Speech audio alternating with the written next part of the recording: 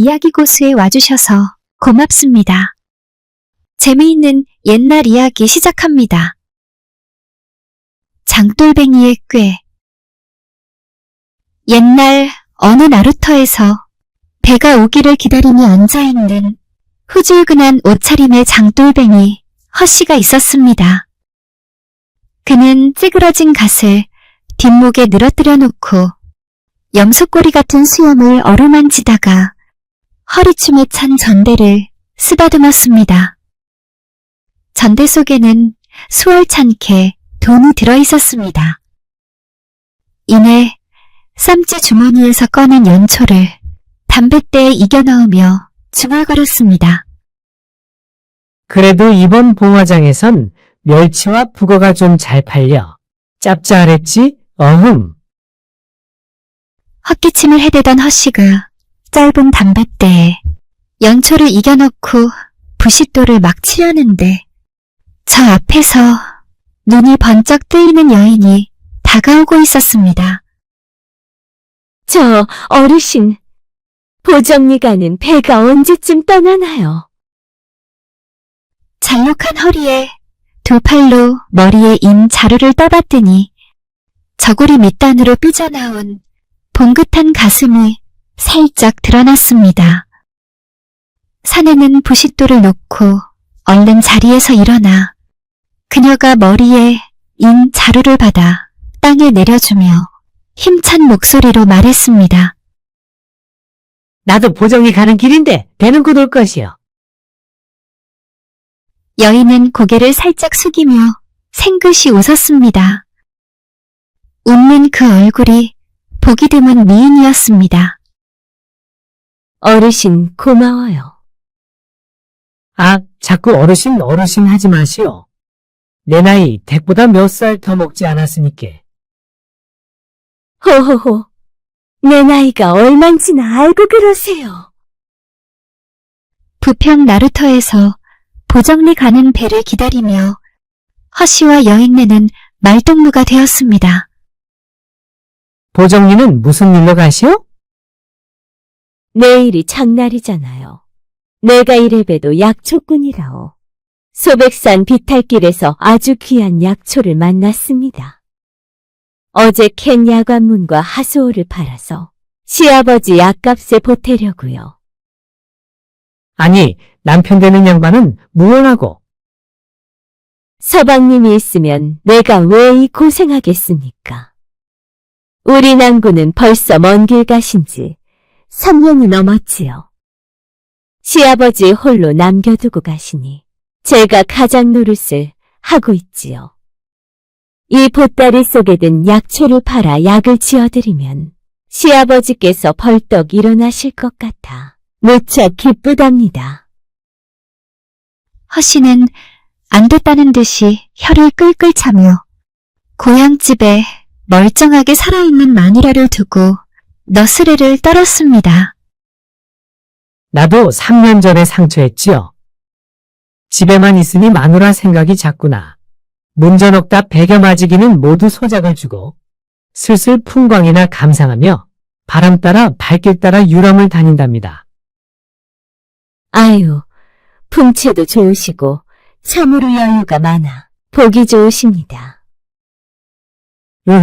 내가 좀 한인물한다 소리는 많이 들었지요. 네, 호호호. 과부와 호라비는 죽이 척척 맞아 배를 타고 가면서도 서로 신세 타령을 하다가 보니 어느새 보정리항에 도착했습니다.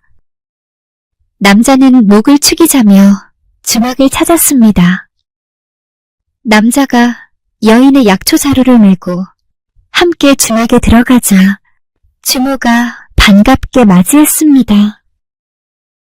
아이고, 장돌뱅이 허씨가 집사람을 장터 구경 시키려고 데려왔네? 네? 그런 말 마시오. 내가 왜 장돌뱅이요? 슬슬 유람이나 다니는데 어서 방으로 안내하시게. 그러자 주모는 웃음을 참느라 손으로 입을 막고는 마지막 남은 객방을 주었습니다.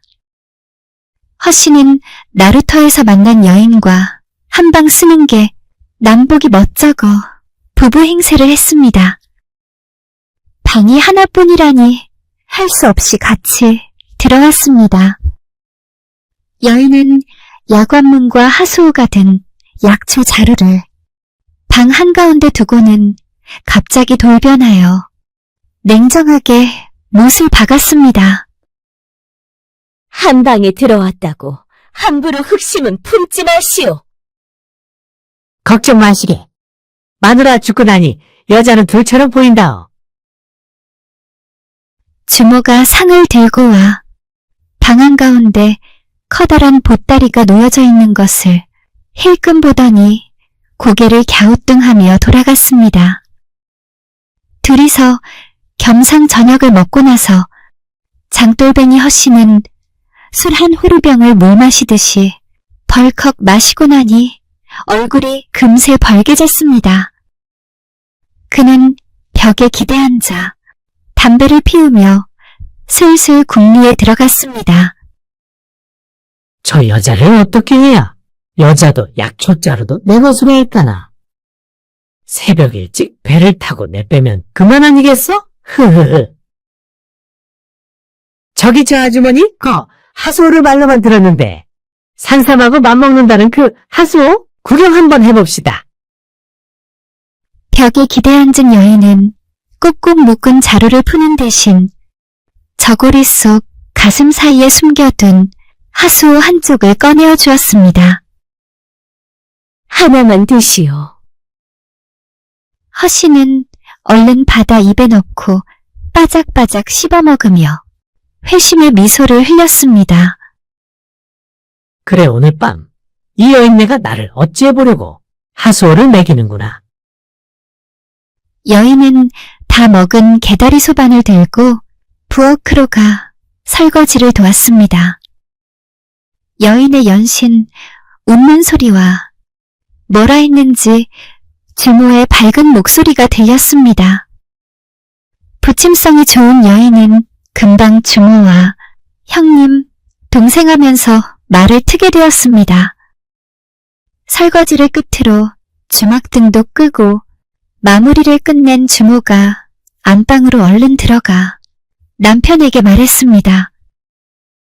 여보, 이것 좀 드셔보시오. 하수오라고 한다는데 힘솟고 치는 데는 산삼보다 훨씬 좋다네요. 이 귀한 걸 먹으라고 거저주니 고맙지 않겠소? 다음 날 아침해가 벌써 떠올랐는데도 부엌에는 주모가 보이지 않았고 주막 굴뚝엔 연기도 나지 않았습니다. 배가 고픈 객방 손님들이 고함을 치며 주모를 찾았습니다. 주모! 국밥 한 그릇이라도 먹어야 잠터에 가서 용을 쓸 것 아니오. 빨리 밥을 주시오. 손님들이 아우성치는 소리에 안방에 누워있던 주모와 서방이 겨우 정신을 차렸습니다. 그런데 일어나려다 다시 쓰러졌습니다. 머리가 도끼에 찍힌 듯 깨질 것 같았지요. 겨우 일어나 둘러보니 다락문이 활짝 열려있고 돈을 넣어둔 함이 사라졌지 뭡니까. 객방에서 잠자던 허씨도 머리가 뽀개지는 것처럼 똑같이 아팠습니다. 허씨가 깜짝 놀란 일은 허리춤에 감춰둔 전대 주머니가 없어진 것입니다. 멸치 북어 팔아 돈 좀 만졌다 싶었더니 신기루처럼 사라져버렸던 것입니다. 그때 갑자기 비명소리와 함께 주모와 그 서방이 달려오더니 허씨의 멱살을 낚아챘습니다. 잡았다, 이 도둑놈아. 네 마누라가 가짜 약초를 먹이고 돈을 다 훔쳐갔어. 당장 내 돈 내놔, 이 도둑놈아. 허씨는 난감해졌습니다. 내 마누라가 아니라느니, 나도 전대가 털렸다느니, 그런 변명해봐야 소용없는 것 같았습니다.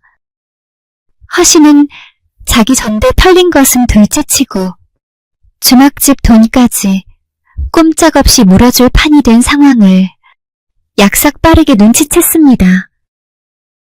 내 이놈들아! 허씨의 호통소리에 주막 주인이 멱살 잡은 손을 놓고 어이없이 쳐다보았습니다. 에흠! 적반하장도 유분수지. 얼굴이 반반한 내 마누라를 너희 연놈들이 외딴 섬 색주집에 팔았지. 내 마누라가 너희 돈을 털어 도망갔다면 나도 함께 갔어야 옳지. 나 잡아가라고 여기 있겠나? 내 놈들이 전부터 여자들을 꼬이는 걸 내가 다 봤어? 돈 받고 어딘가로 보냈잖아? 그리고 나라에서 도박을 못하게 하는데 노름꾼들에게 객박 내주고 돈도 빌려준 거 내가 다 알아. 도박을 하면 도둑질한 것보다 더 큰 배를 받는다는데? 동원에 가서 곤장 100대를 맞아봐야 알겠구나? 당장 사또 앞으로 가자. 뒤가 캥기는지 조용해진 주모와 서방은 곰곰이 생각하다가 펄펄 뛰는 허씨를 달랬습니다. 허씨, 네 알았으니 그만하고 어서 가시오. 그리고 다신 오지 마시오. 그러면서 허씨에게 오히려 이렇게 말했습니다. 남편 버리고 돈만 훔쳐 배신한 마누라 찾지 말고 다시 장가가라고 하면서 묵직한 엽전 주머니를 얼른 품에 안겨주며 등 떠밀어 쫓아버렸습니다. 길몽과 점괘. 거참, 이상한 일이로구나. 아무리 생각해도 알 수 없는 꿈을 하룻밤에 몇 가지씩이나 꾸다니. 이튿날 새벽에 눈을 뜬 이성계는 간밤 꿈자리가 어쩐지 석연치 않아 벌떡 일어나 앉았습니다. 하나하나 꿈을 되새기며 곰곰이 생각해봤지만 도무지 무슨 뜻인지 알 길이 없었지요. 이때 이성계는 아직 젊은 장군이었는데 날로 부패해가는 고려를 보면서 큰 걱정에 휩싸여 있었습니다. 그는 청운의 뜻을 품고 팔도강산을 두루돌며 무예를 익히는가 하면 명산대차를 찾아 재불보살님의 가호를 빌었습니다. 이성계가 함경도 안변 땅에 머물던 어느 날 밤, 그는 참으로 묘한 꿈을 몇 가지나 꾼 것인데 풀리지 않는 꿈 때문에 답답하여 대장부 채통도 접어둔 채 그 마을에서 해몽을 잘한다는 노파를 찾아갔습니다. 내 간밤에 꾼 꿈이 하도 이상하기에 찾아왔으니 해몽을 부탁하오. 상세히 설명하는 이성계의 꿈 이야기를 묵묵히 다들은 점쟁이 노파는 생각에 잠기더니 신중하게 말문을 열었습니다. 대장부가 받은 꿈의 계시를 어찌 미천한 안하게 함부로 말할 수 있겠습니까? 여기서 서쪽으로 40리쯤 들어가면 설봉산이 있고 그 산허리 작은 토굴에 신승이 한 분 살고 계십니다.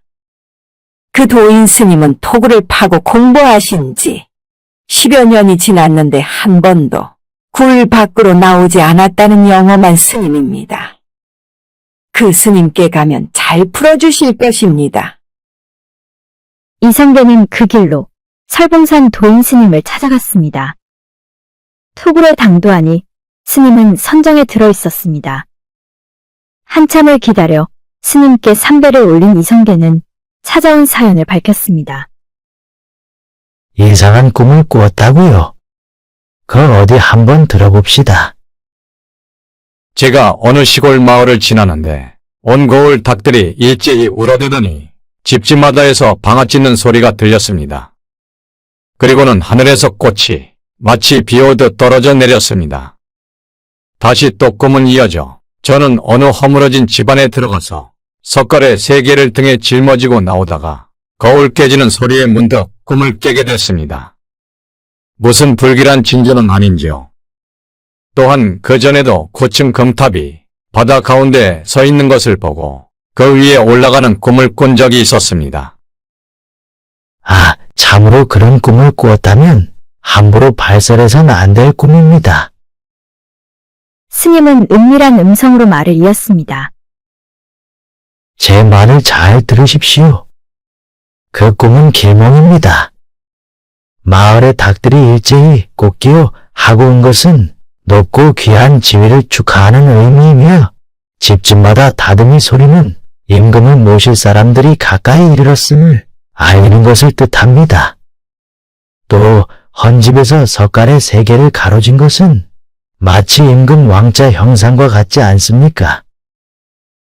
스님의 말을 들은 이성계는 흥분된 마음을 숨길 수가 없었습니다. 그는 어느새 상기된 얼굴에 목소리는 떨리고 있었습니다.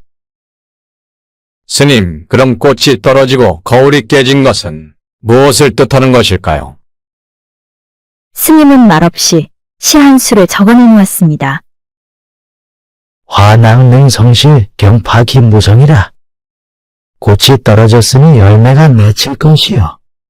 거울이 깨졌으니 어찌 소리가 없으리까. 이것은 축복을 뜻합니다. 또한 9층 금탑에 오른 꿈을 꾼 것은 귀한 신분으로의 등극을 예지한 것이요. 스님은 일어나 합장 배례하면서 말했습니다. 소승의 법명은 무학이라 하옵는 바, 비록 부족하나 약간 법술이 있어 오늘 귀인께서 찾아오실 것을 예감했습니다.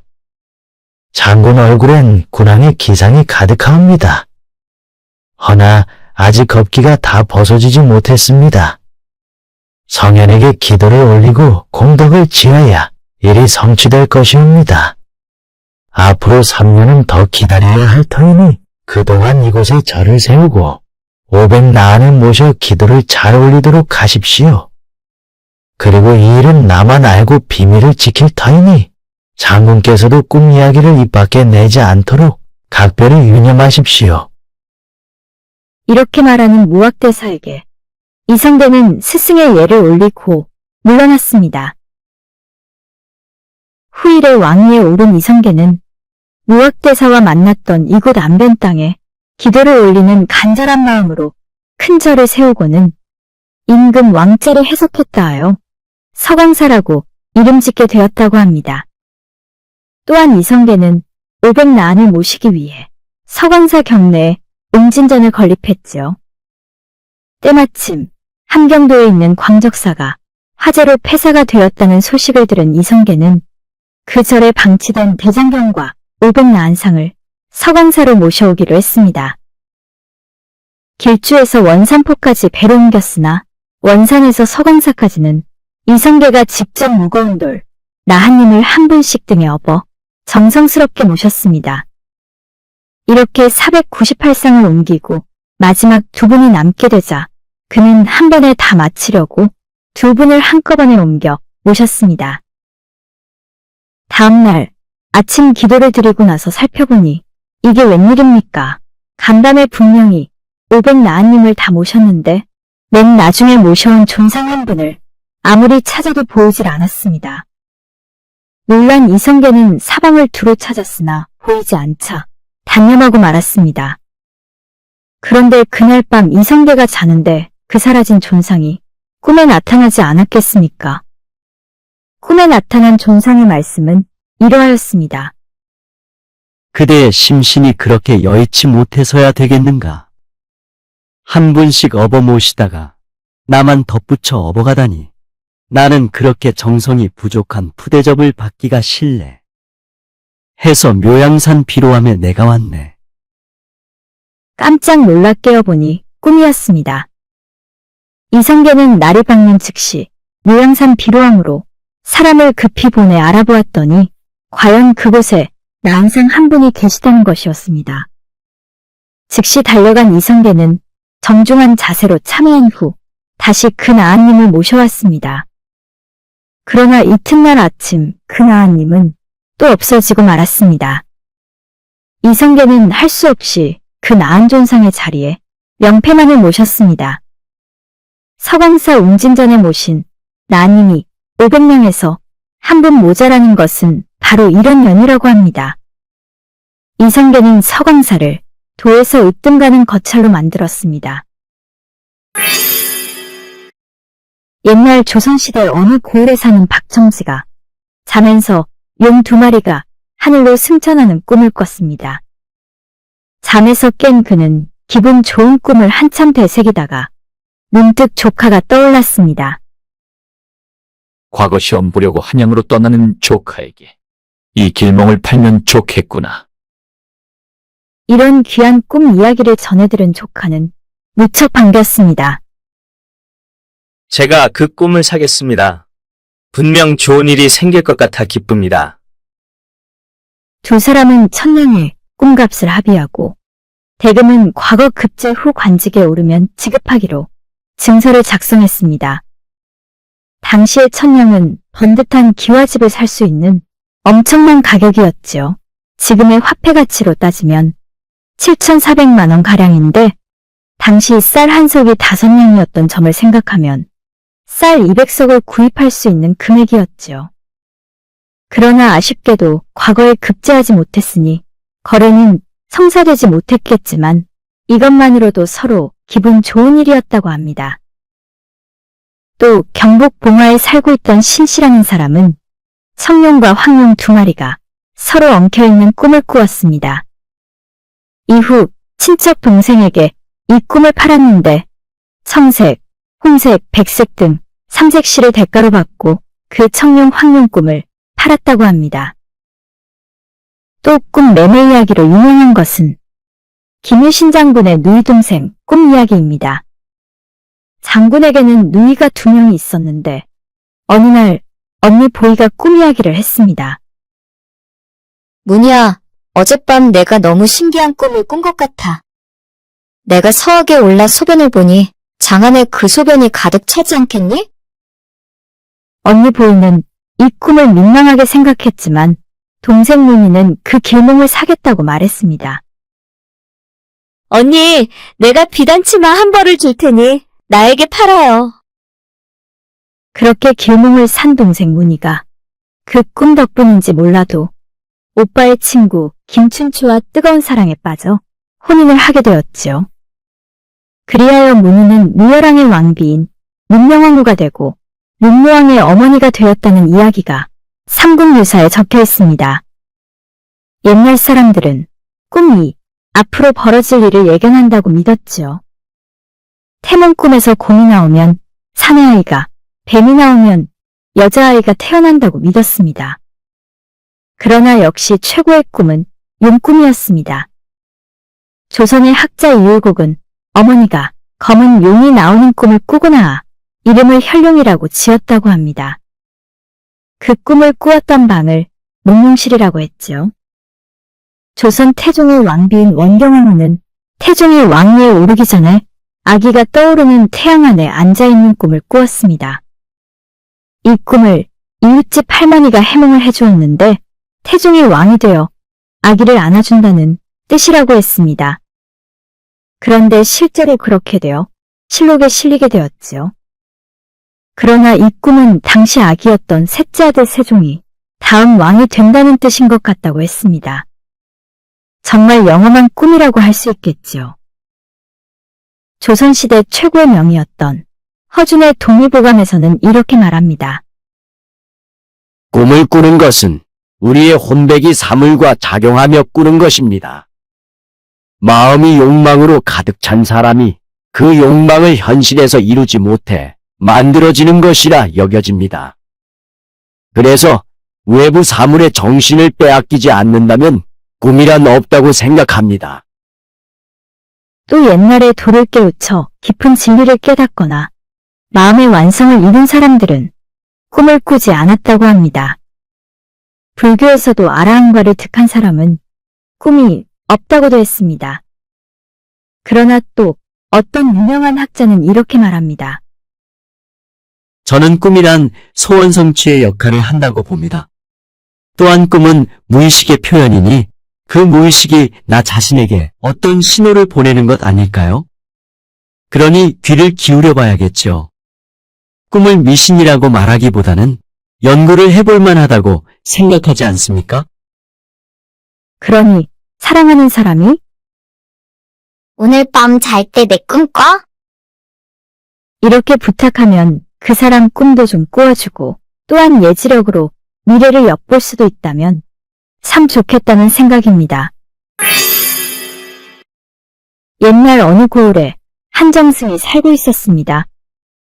도승지로 한평생 임금님 곁을 지키다 낙향한 이정승은 학식이 뛰어나고 인품이 훌륭해 사람들의 존경을 받아왔는데 주역에 능통하여 점도 잘 쳤습니다. 정승집 뒷마당에는 큰 대추나무가 있었는데 밤이면 동네 젊은이들이 서리를 해가곤 했습니다.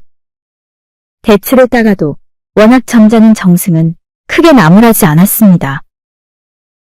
어느 날 초승달이 가지 끝에 매달린 밤중이었습니다. 정승이 잠을 자고 있는데 또 서리꾼들이 대추서리하러 온 모양이었습니다. 조금 따가지고 가겠지 하고 생각한 정승은 모른 채 하고 있었는데 그런데도 서리꾼은 계속 대추를 따고 있었습니다.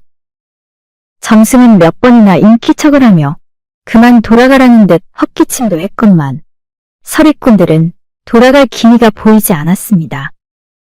작년에도 대추를 모두 서리 맞았는데 금년에도 몇 차례 따가더니 오늘은 아주 다 따갈 모양이었습니다.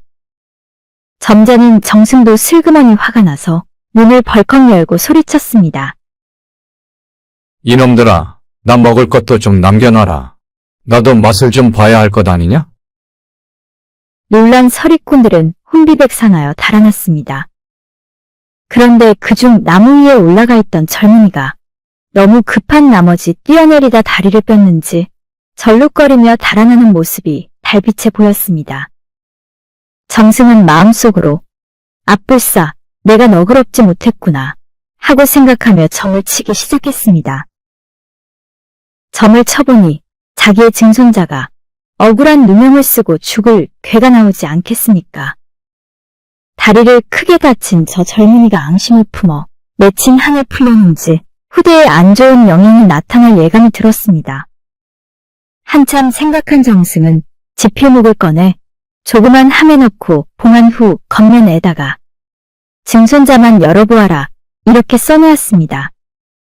어느덧 노쇠한 정승은 죽을 때 유언을 했습니다. 내 증손자가 장가드는 날 이것을 열어보도록 해라. 세월이 흘러 증손자가 태어났습니다.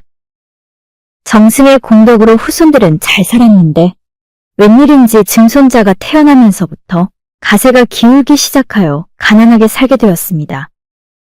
증손자 나이 9살 되던 해 아버지가 돌아가시니 어머니와 단둘이 살게 되었지요. 아이는 무럭무럭 자라서 이제는 제법 청년티가 나는 잘생긴 학동이 되었습니다. 이웃 마을에는 예쁜 처녀 하나가 살고 있었는데 학동을 남몰래 사모하고 있었습니다. 어느 봄날 학동이 서당에 가고 있는데 처녀가 담장 안에서 넘어다 보며 손거울로 햇빛을 반사시켜 학동의 얼굴에다 3번을 반짝반짝 비추는 것이었습니다.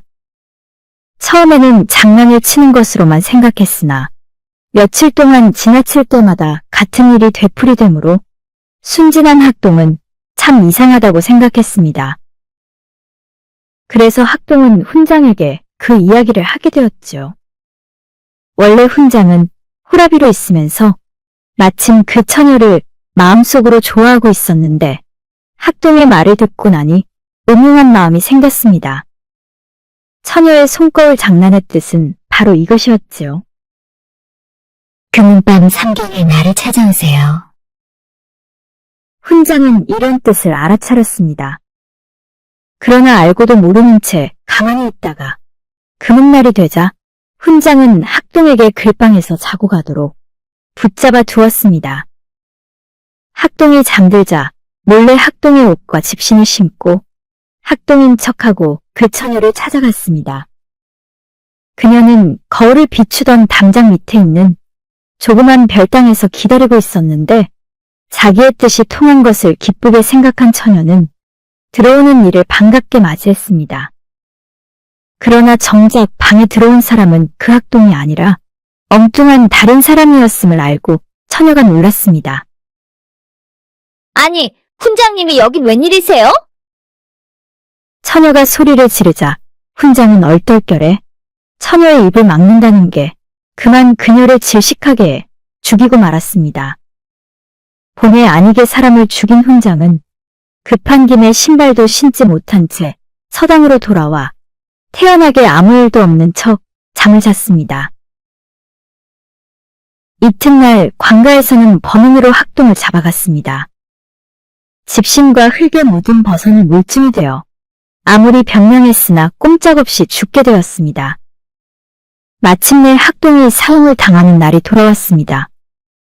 사형이 막 집행되기 전에 학동의 늙은 노모가 작은 상자를 들고 달려와 사또 앞에 엎드리며 간청했습니다.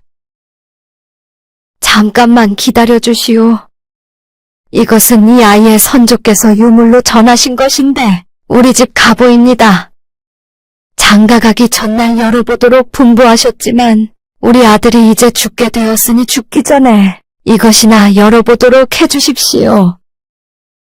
사연을 들어보니 못 들어줄 이유는 없으려니와 옛날 유명한 정승의 유품이라니 호기심도 났죠. 사또는 관아대청에서 마당으로 내려와 학동이 상자 여는 것을 지켜보고 있었습니다. 상자를 열어보니 백지에 이런 글이 적혀 있었습니다. 내가 당신을 구해 주었으니 당신도 내 손자를 구해 주시오. 글의 내용이 이상하다고 생각한 사또가 고개를 갸웃거리는 순간 와지끈하는 소리와 함께 대들보가 부러지며 폭삭 무너져 내려앉았습니다. 정말 등골이 오싹해지는 순간이었습니다. 그 상자 여는 것을 보려고 내려왔는데 만일 사또 자신이 대청에서 내려오지 않았다면 여지없이 깔려 죽었을 것이기 때문이었지요. 이제야 정승이 써놓은 글의 뜻을 알게 된 사또는 재판을 다시 하기 시작했습니다. 학동에게 자세한 경위를 들은 사또는 처녀의 손거울 장난 이야기를 누구누구에게 말했느냐고 묻자 훈장에게만 했다고 대답했습니다. 훈장이 범인임을 간파한 사또는 당장 훈장을 잡아다 족치자 하는 수 없이 인실직고하고 말았습니다. 내가 결코 그녀를 죽이려고 한 것이 아닙니다. 갑자기 소리를 지르길래 입을 막는다는 것이 그만. 할아버지의 편지 덕분에 억울한 누명을 썼던 학동은 풀려나게 되었습니다. 그는 할아버지에게 감사기도를 올렸고 너무도 안타깝게 간 처녀를 진심으로 위로했습니다. 조선시대 때 한양을 향해 가던 선비 한 사람이 장터 입구에서 청어를 파는 생선장수를 만났습니다. 그 생선장수는 이렇게 외치고 있었습니다. 자, 지혜롭고 똑똑해지고 싶으면 이 말린 청어를 머리까지 통째로 먹으면 된다오. 한 양이면 청어 1뭇, 10마리니 어서 사시오. 싸게 팝니다. 진짜 그런가 싶은 선비는 말린 청어를 머리까지 꾸역꾸역 먹어가며 한 양으로 1뭇을 샀습니다. 그런데 가만히 살펴보니 옆 가게에서 한 양으로 청어 3뭇을 살 수 있음을 알게 되었습니다. 이보시오. 당신이 사기를 치지 않았소? 그러자 생선장수가 응수를 했습니다. 그것 보시오. 당신은 벌써 지혜로워지지 않았소이까? 그 말에 선비는 어이없어 웃고 말았는데 당시에는 머리가 좋아질 만큼 영양이 풍부한 청어가 고려시대 때부터 시작하여 조선 팔도 곳곳에 물반 청어반이다 쉽게 많이 잡혔습니다. 황해도 해주에서도 잡혔는데 가난한 선비를 살찌우는 물고기 뜻으로 비워라는 이름으로 불리우며 등푸른 청어는 값싸고 맛있는 생선으로 인기가 높았습니다. 가난한 백성에게 청어가 없다면 어떻게 남을 반찬 신세를 면하겠느냐라고까지 했습니다. 그러나 그렇게 많은 청어는 내장에 지방이 많아 쉽게 상하는 것을 피하고 오래 보존하기 위해서 바닷바람에 꾸들꾸들 말려 과메기로 많이 만들어 먹었습니다. 임진왜란 때 재정이 쪼들려 지원이 끊겼는데 전투가 없는 틈을 타 충무공 이순신 장군은 병사들을 동원해 청어잡이로 수십만 마리를 잡아 군사와 피난민들의 식량으로 삼았으며 또한 청어를 쌀과 바꾸어 요긴하게 사용했다고 합니다. 옛날 황해도 해주 바닷가에 은실이라는 처자가 살았습니다. 이모가 운영하는 주막에서 일을 거두는 은실이는 아담한 외모에 한참 물이 오른 16세 처녀였습니다. 부모를 일찍이 여행 은실이는 주로 안방에서 홀로 사는 이모와 함께 잤습니다.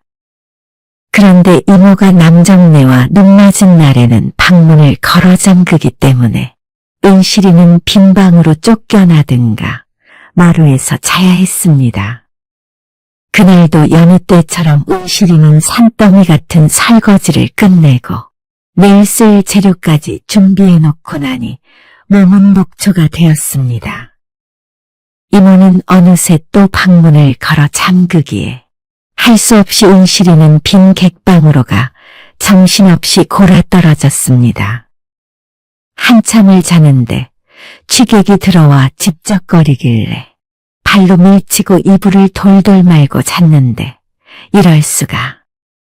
서너 달이 지나니 헛구역질이 나는 것이 아닙니까?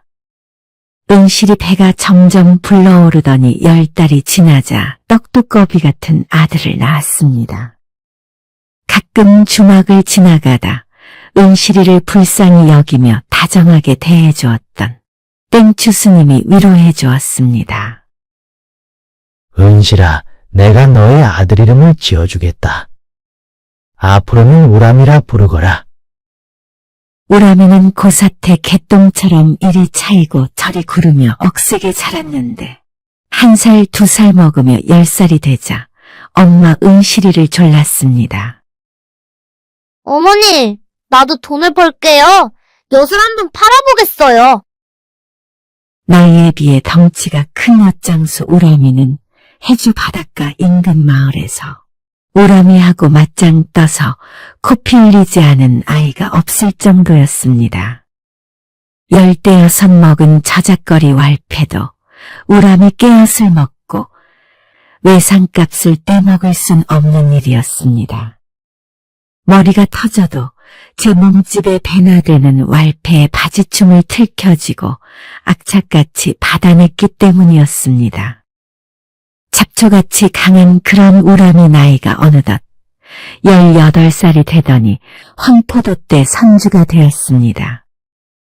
엿장수 8년 만에 돈푼이나 모으고 제 어미한테 돈을 얻고 스님한테 돈 빌리고 주모인 이모 할머니한테서도 빌려 배를 산 것입니다. 그 당시 황해도 해주는 청어 집산지였기에 그 청어를 잡아 팔려고 고깃배를 마련한 것이었지요. 당시의 청어는 인근 바다에서 잡히지 않는 곳이 없을 정도로 많이 잡혔는데 요새 들어서는 이상하게도 황해에서 청어가 차차 사라지더니 이제는 동해에서 잡힌다 하여 우람이는 쏜살같이 그곳으로 내려갔습니다. 우람이는 청어를 잡는 족족 갑판 아래 수조에 넣어 해안선을 따라 남쪽으로 내려가 경북 영덕에서 팔거나 경북 포항까지 내려가 팔았습니다. 그러나 청어란 놈들은 원체 성질이 급하고 동작이 민첩해 아래 남쪽 근처 영덕에 가면 청어가 거의 다 죽어 흰 배때기를 위로 보이며 둥둥 떠오르니 절반값도 채 못 받게 되어 손해가 막심했습니다. 장사수완이 좋은 우람이도 어느 날 수조 속의 청어떼를 넋을 놓고 내려다보고 있었습니다. 그때 땡춘호 스님이 다가오며 말했습니다. 청어는 안 잡고 뭘 하고 있는 게야? 스님, 이 청어들을 살려서 기장까지 가져가면 대박을 터뜨릴 건데 성질이 급한 놈들이라 거의 다 일찍 죽어버리네요. 너무 속상합니다. 우람이가 한탄하며 말하자 스님이 곰곰이 생각하더니 무릎을 쳤습니다. 우람아, 내가 엿장수 할 적에 가장 겁내던 사람들이 누구였지?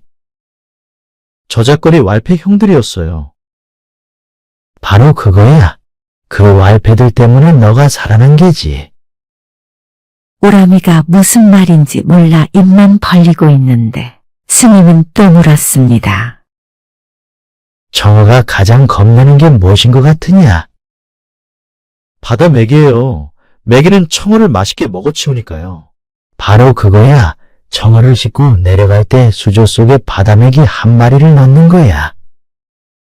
아, 예. 무슨 뜻인지 이제 알겠어요. 스님, 감사합니다. 그 전날 낚시로 잡아놓았던 바다메기 한 마리를 수조에 넣었더니 청어들이 바다메기한테 잡아먹히지 않으려고 잔뜩 긴장하고 쏠려 다니게 되어 기장까지 가는데 한 마리도 죽지 않았습니다. 바다메기가 잡아먹은 청어는 2-3마리 정도였습니다. 이튿날부터 우람이는 청어를 잡으러 바다에 나가지 않고 어부들이 잡아온 청어를 매집했습니다. 우람이는 바다메기 낚시만 하다가 살아서 펄떡거리는 청어를 한 배 가득 사서 바다메기 한 마리씩 집어넣어 남쪽으로 내려갔습니다. 소문이 날까봐 시치미를 뚝 떼고 석빙고에서 비싼 얼음덩이를 사다가 청어 수조에 넣기까지 했습니다. 그렇게 해서 싱싱한 청어만 파는 우람이는 신용을 쌓게 되었습니다. 어느덧 돈을 많이 벌어 배 살 때 빌렸던 돈을 다 갚고 아담한 기와집을 사서 어머니를 집에 모셨습니다. 그런데 모자간에 다투는 일이 잦게 되었는데 다른 이유가 아니고 어머니는 며느리 빨리 봐서 손자를 안아보겠다 하고 우람이는 더 급하고 중요한 것이 내 친아버지를 찾겠다는 것이었습니다. 말뿐만이 아니라 정말 아버지를 찾아오겠다며 담보찜을 메고 집을 나섰습니다. 그러면서 우람이는 제 어미 은실이에게 따져 물었습니다. 엄니, 솔직하게 말해주시오. 나를 잉태한 날 밤 무슨 낌새를 못 느꼈어? 제 아버지를 찾겠다는 일념으로 우람이가 집요하게 물었더니 어머니는 머뭇거리며 조용히 실토했습니다. 그날 밤 참기름 냄새가 났었단다. 우람이는 오직 이 작은 단서 하나만을 가지고 20여 년 전 떠돌아다니던 외장꾼들을 찾아다녔습니다. 지금까지 현재 그 일을 하고 있는 사람은 거의 없거나 은퇴하고 소일거리로 텃밭 농사나 짓고 사는 터였습니다. 30리 박막실에 살고 있는 새우젓 장사하던 영감님으로부터 20여 년 전 참기름 외장꾼 소식을 들을 수 있었습니다. 80열이 떨어진 그 동네에 갔더니 70열이 떨어진 곳으로 오래적에 이사 갔다 해서 우람이는 또다시 산 넘고 물 건너 참기름 장수를 찾아갔습니다. 시간이 얼마가 걸려도 좋았습니다. 어머니를 더 이상 외롭게 하고 싶지 않았고 또 너무나도 아버지라고 부르고 싶었던 우람이었기에 힘든 줄도 피곤한 줄도 모르고 달려왔습니다. 드디어 우람이는 고생 끝에 집 떠난 지 거의 반년이 지난 후 전직 참기름 외장꾼이며 어머니와 하룻밤 사랑을 나눈 아버지 오생원을 찾아 집으로 모셔오는 쾌거를 이루었습니다.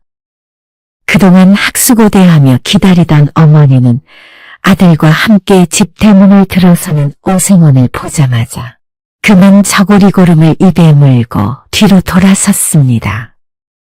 그 모습을 본 우람이는 이제야 알았습니다. 어머니가 그때 그날 밤 그냥 생짜로 당한 건 아니었구나 하고 말입니다. 어느 날 아침부터 우람이네 집마당에는 분주하게 초래청이 차려졌습니다. 신랑 신부인 아버지 오생원은 41살, 어머니 은실이는 39살이었습니다. 뻑적지근하게 아들이 차려주는 혼례식을 올린 어머니는 가마를 타고 입이 귀에 걸린 아버지는 당나귀를 타고 평양으로 신혼여행을 떠났습니다.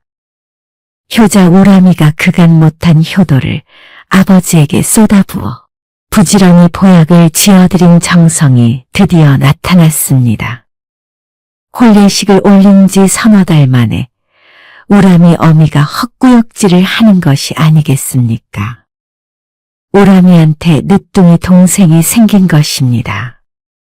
우람이는 마치 자기가 아기를 가진 양 너무 기뻐 펄쩍펄쩍 뛰었습니다. 이듬해에는 사슴처럼 선한 눈을 가진 참한 색시가 나타나 드디어 우람이도 장가를 갔습니다. 전에는 우람이 어미가 손자를 안아보고 싶다고 맨날 아들과 싸웠는데 손자는커녕 아들을 먼저 안게 되었고 그로부터 10달 후에 손자를 안게 된 것입니다. 온 가족은 기쁨으로 하루하루가 어찌 지나는지 몰랐습니다. 해주 앞바다엔 푸르디 푸른 청어떼가 다시 돌아와 물반 고기반으로 펄쩍펄쩍 뛰고 있었고 마당엔 숲질가는 두 아기가 손잡고 아장아장 걸어다녔습니다. 그 모습을 보는 사람들의 얼굴은 붉은 복사꽃처럼 환하게 피어났습니다. 고생 끝에 낙이 온다는 말은 진짜인가 봅니다.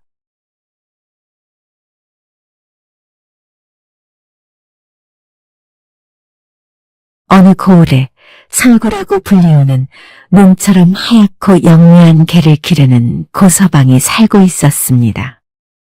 옛날부터 이 고을은 무명을 많이 만들어 팔았었는데 몇 년 전부터 가뭄이 지속되더니 올해는 흉년이 들어 먹고 살기가 어렵게 되었습니다. 산 너머에 있는 정의고을이란 곳은 흉년이 심하게 들지 않았기에 고서방은 그곳에서 무명을 팔아 양식을 사려고 무명 5피를 지게에 지고 집을 나섰습니다. 주인이 짐을 지고 쌀인문을 열자 설구가 주인을 따라 나섰습니다. 아이고, 설구야, 어여 들어가. 오늘은 내가 먼 길 간단다. 너는 못 가? 말도 잘 알아듣는 설구는 평소에 기분이 좋을 땐 고서방의 가슴까지 앞발을 올리며 아양을 떨었습니다. 비가 올 땐 그만 옷을 다 적시게 되지요. 이럴 경우 정색해서 그렇게 하지 말라고 타이르면 그 다음부터 절대 그런 행동은 하지 않는 영리한 설구였습니다.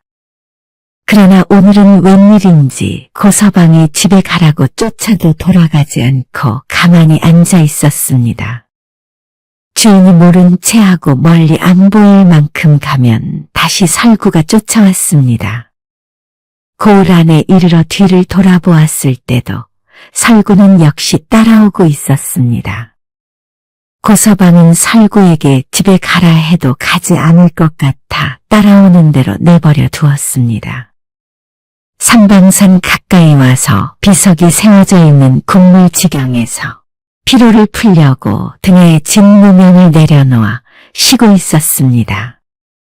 품속에서 곰방대를 꺼낸 그는 곰방대의 끝을 물고 연기를 흩뿌리며 앉아 있을 때 갑자기 숲속에서 도적들이 나타났습니다. 당신 지고 있는 짐이 무엇이냐? 무명입니다. 그걸 지고 어디 가느냐? 흉년이 들어 자식들이 굶어 죽게 되니 쌀을 사려고 이것을 팔러 가는 길입니다. 그런가 당신은 그것이라도 있어 살아갈 방도가 있으나 우리는 그렇지 못한데 우리에게 그걸 줄 수 없느냐? 도적들이 무명을 빼앗아 갖지 못하게 되면 나를 죽이려 들겠구나 하고 생각하니 겁이 덜컥 났습니다. 그렇게 욕심이 나거든 가지고 가시오. 순순히 도적의 요구에 응하자 도둑놈들이 무명을 빼앗아 가지고 달아나 버렸습니다. 개주인 고서방은 멀리까지 무명을 지고 와서 잃게 되니 참으로 어이가 없는 노릇이었습니다.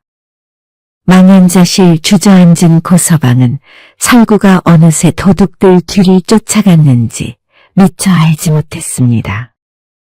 허탈한 마음으로 담배만 뻐끔뻐끔 피우며 잃어버린 무명에 대한 아쉬움만 달래며 한참을 그렇게 있었습니다.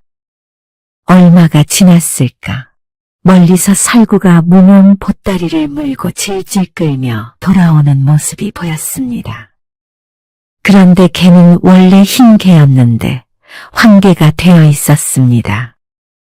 그것은 그 개가 도적들의 뒤를 쫓아가 주인 물건을 찾으려고 물어뜯고 하다 보니 피가 온 몸에 묻어서 벌겋게 된 것이었습니다. 이놈 오지 못하도록 쫓아두었는데 결국 우리 식구들의 목숨을 살렸구나. 그러면서 개를 국물에 가서 몸에 묻은 피를 씻겨내니 다시 흰 개가 되었습니다. 그거 잘 되었다. 나와 같이 가자. 부지런히 걸어서 토평리 어떤 집에 이르렀는데 그 집은 사냥꾼의 집이었습니다. 이곳은 숲이 무성하여 노루, 사슴, 멧돼지 등 많은 짐승들이 서식하였습니다. 산간 마을마다 이런 짐승을 잡아 파는 사냥꾼들이 많았는데 개 주인 고서방이 찾아간 집도 바로 이런 사냥꾼의 집이었습니다. 둘은 사냥꾼 집에서 하룻밤을 지내게 되었습니다. 그런데 사냥꾼이 자주 방 밖으로 나가서는 설구를 살펴보곤 하는 것이었습니다. 사냥꾼도 개에 대한 식견이 뛰어나 그 개가 영리하다는 것을 한눈에 알아보았던 것이었습니다. 사냥꾼은 개가 마음에 들어 사고픈 생각이 들었습니다. 개를 나에게 팔 수 없습니까? 대정연에서 이곳까지 데리고 왔는데 팔아버리고 돌아갈 수 있겠습니까? 팔 수 없습니다. 당신이 값을 달라는 대로 드릴 테니 파십시오. 사냥꾼이 개를 팔아달라고 주인에게 애원하다시피 요청을 하자 그 개는 주인의 얼굴만 가만히 쳐다봤습니다. 주인이 어떻게 하는가 하고 살폈던 것이었죠. 얼마나 값을 쳐줄 수 있습니까? 100냥 줄 터이니 내게 파시오. 주인은 곰곰이 생각했습니다. 개값이 100냥이고 무명을 팔아 10냥만 받아놓으면 우리 보릿고개를 무난히 넘길 수 있으리라. 드디어 개를 팔기로 결심하고 설구를 향해 말했습니다. 이제부터 이 사냥꾼이 너의 주인이다. 이런 말을 들은 개는 헤어지는 게 너무 섭섭한지 드러누워 움직이질 않았습니다. 고서방은 개값으로 100냥을 받고 무명을 팔아 곡식을 산 뒤 집으로 돌아왔습니다.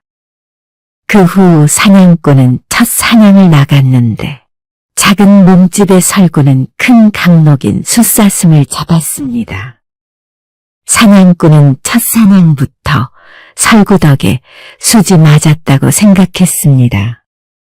그날 밤 원래 개 주인 고서방이 잠을 자는데 12시쯤 되는 깊은 밤중에 낑낑대는 소리가 들렸습니다. 아, 설구 소리 아닌가? 일어나서 창문을 열고 보니 바로 팔아버린 설구가 사슴 다리 한쪽을 물고서는 고서방을 쳐다보고 있지 않겠습니까?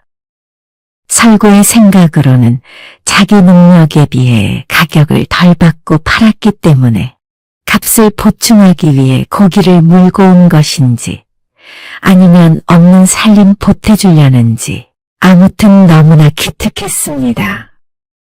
사냥꾼 집 정의 토평과 고서방 집 대정 신도 사이는 약 20리쯤 되는 거리였는데 개가 밤중에 이 먼 거리를 고기를 물고 달려온 것을 대견스레 여긴 옛 주인은 개를 쓰다듬어 주면서 밥을 잔뜩 먹게 해주었습니다. 그리고 나서 개 주인이었던 고서방이 이렇게 일렀습니다. 설구야, 날이 새기 전에 어서 떠나라. 그러자 개는 마당을 한 바퀴 돌고 고서방 얼굴을 잠시 보더니 뒤를 돌아 사냥꾼 집으로 갔습니다. 사냥꾼이 사냥을 나가서 짐승들을 많이 잡는 날이면 설구는 꼭 고기 한쪽 다리를 물고 고서방에게 찾아오는 것이었습니다. 사냥꾼도 아침에 살펴보았을 때 고기 한쪽 다리가 없어지는 것을 알아차리긴 했습니다. 이상하다. 사람도 내리기 힘들게 높은 기둥에 고기를 걸어 두었는데 사냥꾼은 의아한 생각이 들었지만 사냥을 나갈 때마다 영리한 개 덕택에 많은 짐승을 잡곤 하여 신경을 크게 쓰지 않고 내버려뒀습니다. 설구는 변함없이 고기를 물고 원주인 고서방 집에 찾아가기를 여러 해 동안 거듭했습니다. 어느 날 밤에도 역시 개는 고기 한쪽 다리를 물고 고서방 집을 찾아갔습니다. 그러나 고서방은 보이지 않았고 그 집 할머니가 있다가 옛 주인을 찾아온 개를 반겨맞으며 그간의 사정을 말해주었습니다. 너는 주인을 위해서 왔지만 주인은 갑자기 죽어서 저기 저곳에 묻혔단다. 살아있을 때 왔으면 주인을 볼 수 있었을 것을 죽었으니 못 보게 되어 안타깝네. 말 못하는 짐승이지만 참으로 의리가 있구나. 이 말을 들은 개는 사람이 우는 것처럼 응응앵앵거리며 울다가 물고 온 고기를 내려놓고는 마당을 3번 빙빙 돌고 밖으로 휙 나갔습니다. 설구는 그 길로 원주인 고서방 무덤으로 달려갔던 것입니다. 무덤 앞에 다다라 한참을 낑낑대더니 구덩이를 마구 파고는 그곳에 드러누워 그만 죽어버렸습니다. 나중에 그 할머니가 개의 주인에 대한 정성을 기특히 여겨 주인 무덤 앞에 잘 묻어주었습니다. 지금도 고산으로 가는 신도에는 개 무덤이 주인 무덤과 나란히 있다고 합니다.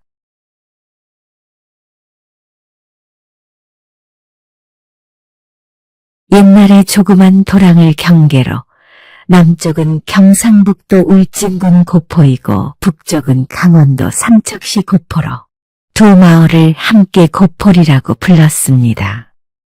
조선시대 말엽 울진 고포마을에 살고 있던 최 씨가 강원도 고포마을에 살고 있는 김 씨와 사돈을 맺었습니다.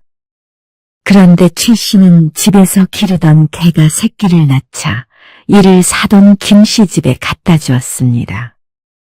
그 후 최 씨네 집에 있는 어미 개가 이상하게도 밤마다 짖어 주민들이 잠을 이루지 못할 정도여서 최 씨가 어미 개를 잡아먹으려고 사돈 김 씨를 초청하였습니다.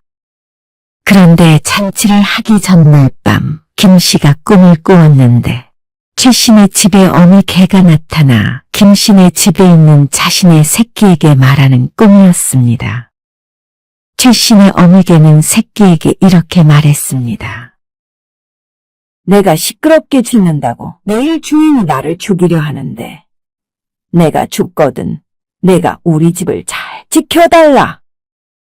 사실 우리 집 들보에는 인골이 있는데 그 인골들이 밤마다 무서운 귀신으로 변해 주인을 위협하니 내가 그 귀신을 쫓기 위해 짖을 수밖에 없었단다.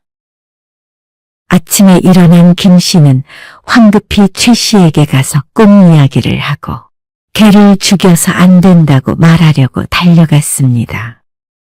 그러나 김 씨가 최 씨 집에 도착해 보니 어미 개는 이미 동네 청년들에 의해 죽은 뒤였습니다.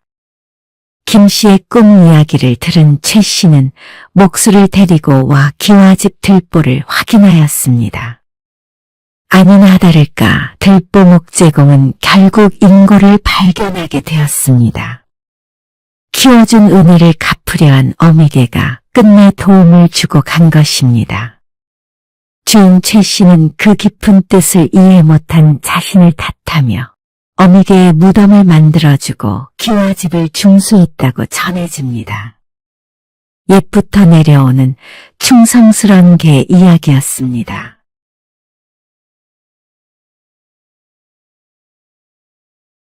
너른 들판에 황금 물결로 넘치는 어느 고을에 무당할머니가 있었습니다. 또 그 집에는 할머니 나이만큼이나 되는 꽤 늙은 개 한 마리랑 고양이 한 마리가 살고 있었습니다. 무당할머니는 개를 정성 들여 잘 키우면서도 묶어두지 않고 자유롭게 다니게 키웠는데 그걸 아는지 그 늙은 개도 부산하지 않고 조용했습니다. 이 늙은 개는 낯선 사람이 와도 아무에게나 짖지 않았는데 사람이 집에 들어오면 누운 채로 뚱하게 쳐다보고 있는 것 같았지만 눈빛은 예사롭지 않았습니다. 이 무당할머니 옆집에 사는 수돌이는 이 늙은 개랑 잘 놀았습니다. 어느 날은 툇마루에 수돌이가 걸터 앉아 있고 늙은 개는 낮잠 자는 줄 알았는데 수돌이를 가만히 빤히 쳐다보고 있어 보통 평범한 개 같지는 않다고 어린 수돌이도 느낀 적이 있었습니다. 그러면 수돌이가 개들이 좋아하는 턱 긁어주기나 배 긁어주기를 해주며 장난을 쳤습니다. 어느 날 수돌이가 서당에서 글 공부를 끝내고 또 지나가다가 늙은 개와 마루에서 장난치고 노는데 무릎에 턱을 괴고 있던 개가 갑자기 일어나서 대문을 향해 귀를 쫑긋대더니 지그시 바라보고 살짝 긴장을 하며 묘한 표정을 짓는 것 같아 수돌이는 그 모습을 잠시 지켜보고 있었습니다. 얼마 지나지 않아서 대문 앞이 굉장히 시끌시끌해지고 장정 서너 명이 들어오더니 무당할머니를 애타게 찾는 게 아니겠습니까? 이때까지도 개는 짖지 않고 사람만 지그시 쳐다보고 있었습니다.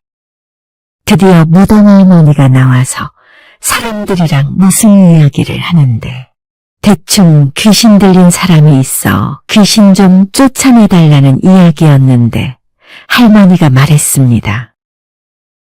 난 이 집 밖으로 안 나가니까 데려오시오. 잠시 후에 또 사람 소리가 나더니 서너 명이 귀신 들린 사람을 데려왔습니다. 그때까지 가만히 있던 늙은 개가 귀신 들린 사람을 끌고 집에 들어오려는 걸 미친 듯이 짖으면서 물어뜯을 기세로 덤벼들며 못 들어오게 막는 것이 아니겠습니까? 그 귀신 들렸다는 사람이 부들부들 떨더니 늙은 개를 피해 도망을 쳤습니다.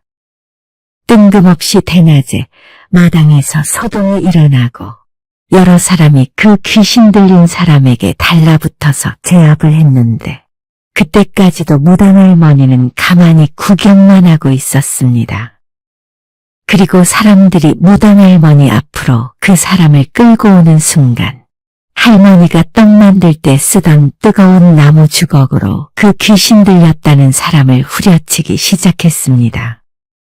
그 귀신 들린 사람은 나무 주걱 앞에서 아무것도 못하고 엎드려서 맞기만 하고 있었습니다.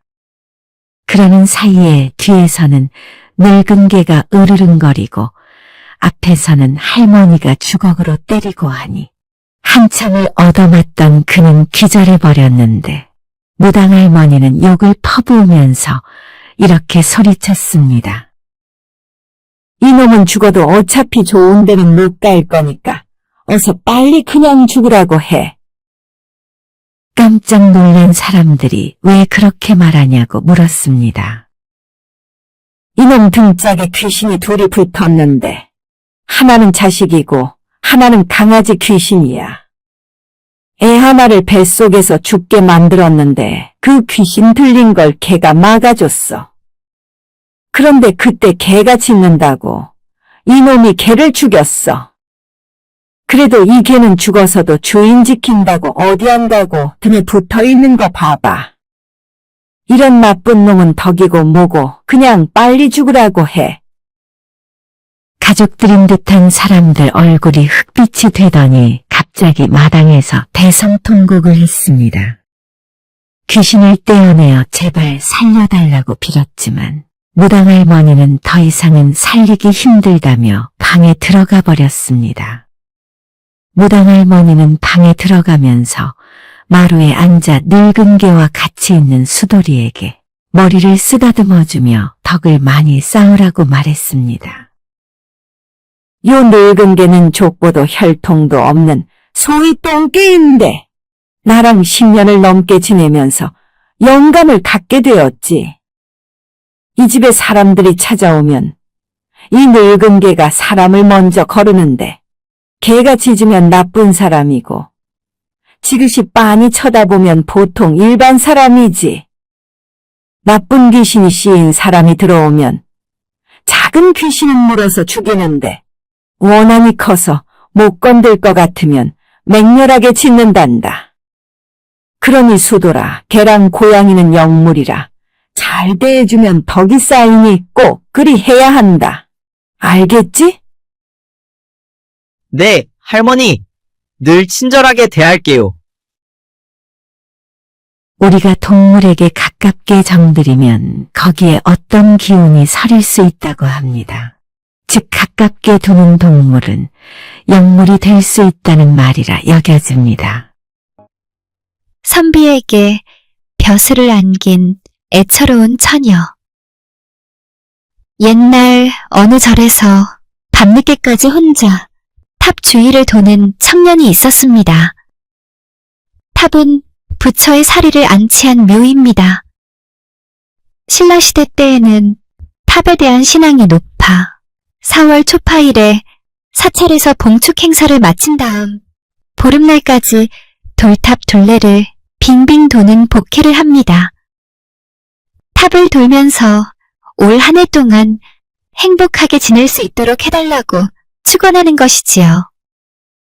신라 원성왕 때 4월 초파일 날, 그날도 어김없이 많은 사람들이 흑륜사에서 탑돌이를 하고 있었습니다. 그 사람들 가운데 이 불심 깊은 청년도 밤늦게까지 혼자서 연보를 외며 탑 주위를 돌고 또 돌고 있었던 것이었습니다. 나무와 밑 탑을 관세음 보살. 얼마 동안 탑을 돌다가 기도를 마치고 막 돌아가려던 김총각은 등 뒤에서 인기척 소리가 나길래 걸음을 멈칫했습니다. 이 밤엔 나 말고도 또 누가 늦게까지 도나보구나. 무심코 뒤를 돌아다본 김총각은 깜짝 놀랬습니다.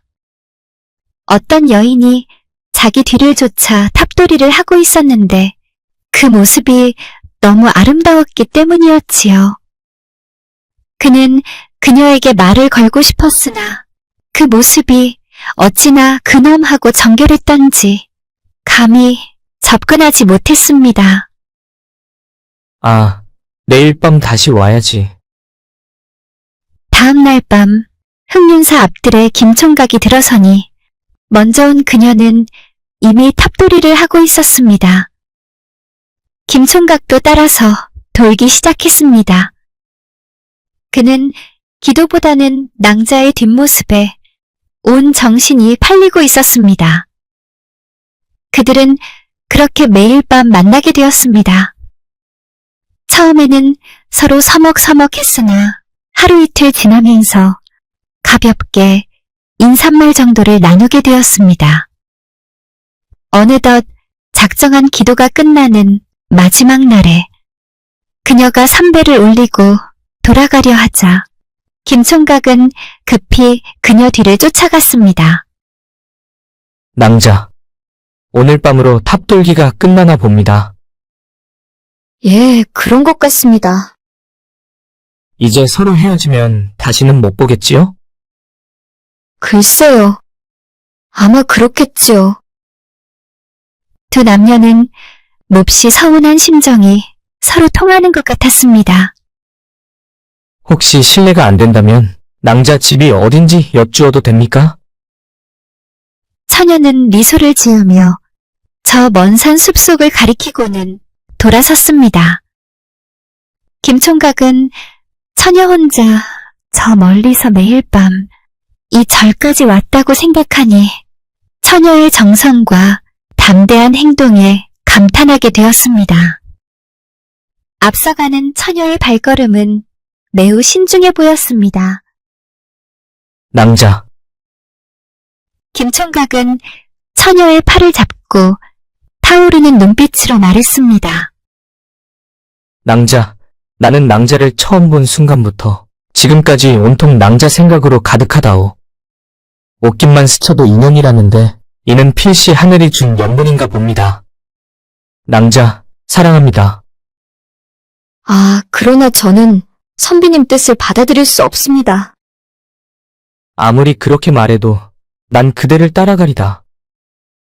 아니 되옵니다. 저의 집은 가난하고 병석에 누운 어머니가 계셔 선비님을 모실 곳이 못 되어요. 낭자, 내 마음을 거절하지 마시오. 낭자.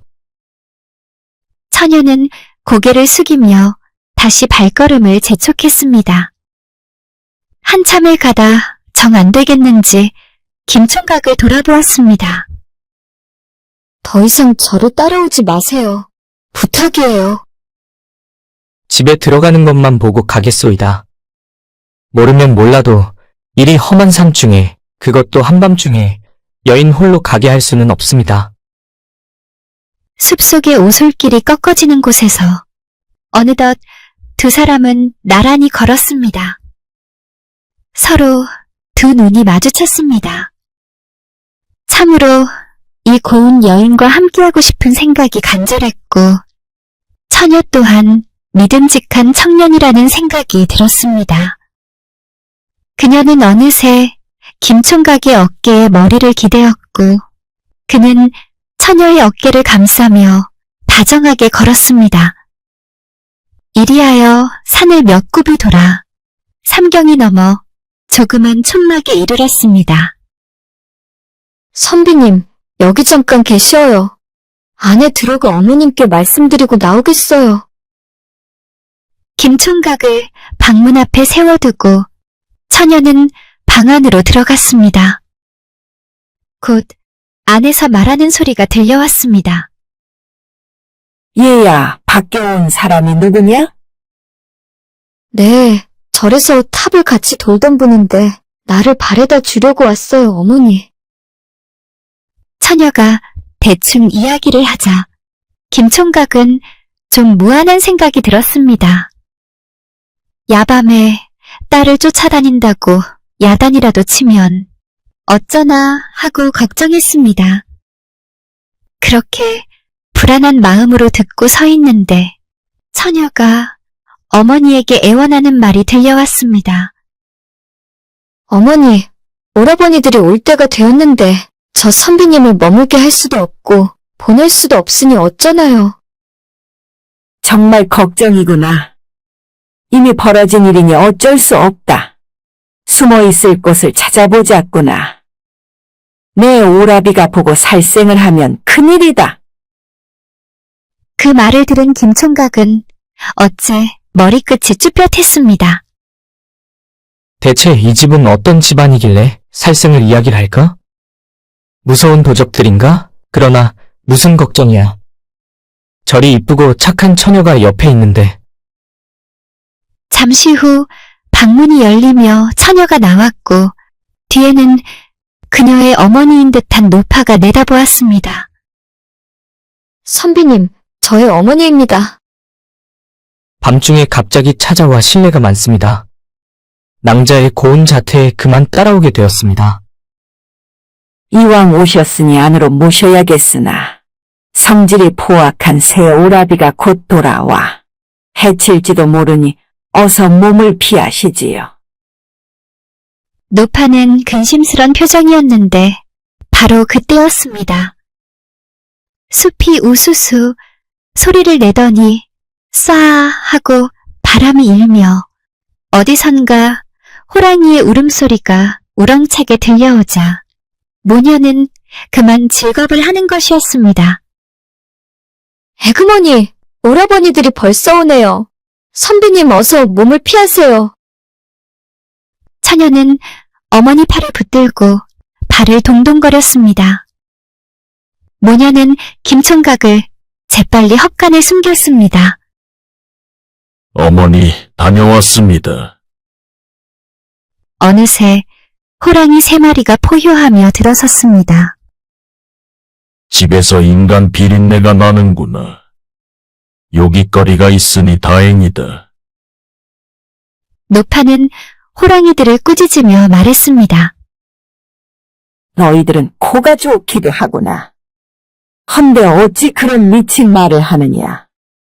내 여동생이 너희들을 위해 매일 절에 다녀오는 걸 모르느냐. 사람들 속에 섞여서 탑을 돌며 불공들이다 왔으니 밤새 사람 냄새가 묻어왔는지도 모르지. 어머니, 우리가 누굽니까? 이 냄새 저 냄새를 가릴 줄 모를까 봐요. 사람 냄새가 틀림없어요. 저 헛간 쪽에서 자꾸 풍겨오는데 저기를 한번 뒤져봐야겠다. 헛간에서 틈으로 마당을 내다보던 김총각은 사람이 아닌 커다란 호랑이를 보고는 사시나무 떨듯 떨었습니다. 저 호랑이들이 사람 냄새를 맡았나 보다. 이거 큰일 났구나.